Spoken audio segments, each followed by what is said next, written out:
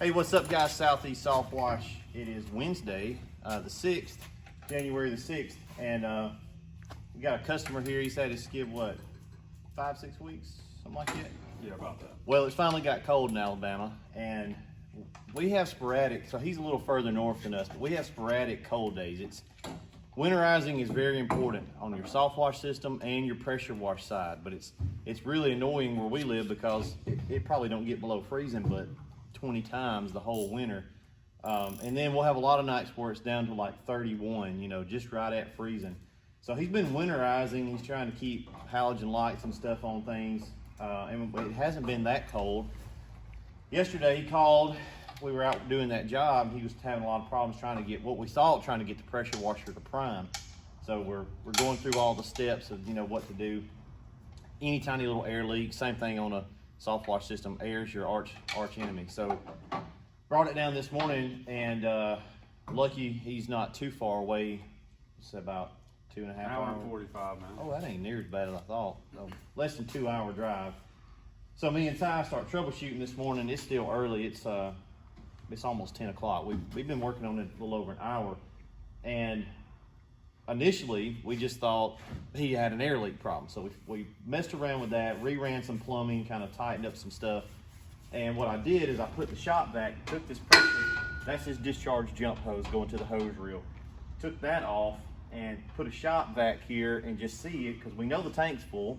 We know the water level is at least as high as this pump, and we couldn't get water to come out even with a shop vac pulling it through the pump. So I said, well, maybe it's got, you know, a piece of ice, because when we cut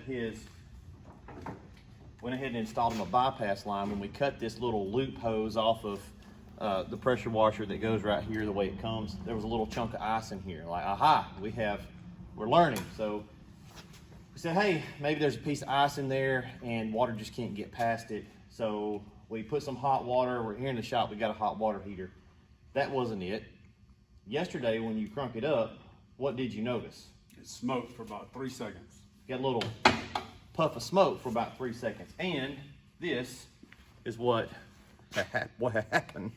That's why he had that problem. So we're going to take a real educated guess here and say that there was a froze piece of ice in the pump, borderline nights where it's getting cold, and it couldn't turn the pump, so it cut the belt in two. I don't think he's damaged the pump, because when we got the cover off and we could get to the belt, we could see obviously that was the problem. But I can still turn the pump by hand, and it's creating pressure. So I can put my thumb here and on the unload side on that little port, and it's building pressure against my thumb, and you take your thumb off and it'll build some PSI. So we just took another belt off of one of the pressure washers here in the shop. We got one on order from Napa, but it'll be here this afternoon, so we'll just put that belt back on the one that we robbed from over there. So easy fix, guys. If you're running a belt drive, now come in here close, Doug, and show them. Here's a dumb thing. I don't know why they do it this way, but these bolts that hold the pump down on this track, you see it's got a little slot there so your pump can slide in and out. That's how you tension the belt. It's dumb because they put the smooth-headed carriage bolts up here and the nut is up under here. So when you mount this thing, whether you're mounting it on a skid like this or a trailer or anything, you can't get to it. I really wish they would flip this and put the nuts up here where you can easily get to it to break that tension loose on the 4 bolts that are holding the pump in place. Once you get it broke loose, there's a tension screw here which will pull the pump back and put tension on the belt. It's just a little a tension bolt, and then it's got a lock nut on top of that, so pretty easy to do. One thing to note is when you break it loose, make you a witness mark, or you can see where the bolts were originally and then try to line it kind of back up there, so you know you've put the pump pretty much back where it was. You don't want to go too tight, you don't want to be too loose on the belt. There's a good bit of wiggle room there. You'd be off probably a 1/4 inch either way and it won't make no difference. So we've got it hooked back up. We'll pause the video, reinstall the line. We'll put some True Blue back on this line. It should be good to go. So in just a second, we'll see. And if so, we'll put the cover back on the belt. Be careful working around this stuff. If you take that cover off and crank it, you can lose a finger pretty easy, because this thing's got a ton of power. As you can see, it cut through that in about 2 seconds. So pause, we'll be right back. So we're back. and it is good as gold. So we got it fixed up, put a new belt on it. That's all it was. Pressure washer's fine. Building pressure just fine. So that's the good news. You didn't hurt. Nothing's hurt. So the bad news is you spent a whole bunch of time out there not knowing.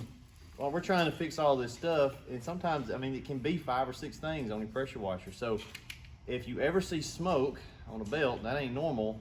It might get you to thinking like, why is it doing that? So be very careful in the winter. The dog is eating a cardboard box. But it's a learning moment. Figured something out. Y'all got to piddle. Got to piddle a little bit on something we don't normally get to do. But yeah, be careful. Now, up north, guys, you got it kind of, it's nice because you get to winterize it one time, put it up, and you're done for the season. We get to make a little more money. We get to work basically year round. But the negative is it's a hassle winterizing every evening unless you got somewhere that you can store it in an enclosed place. So, all right, that's it. That's it. Not too bad. We'll see y'all later. Appreciate it.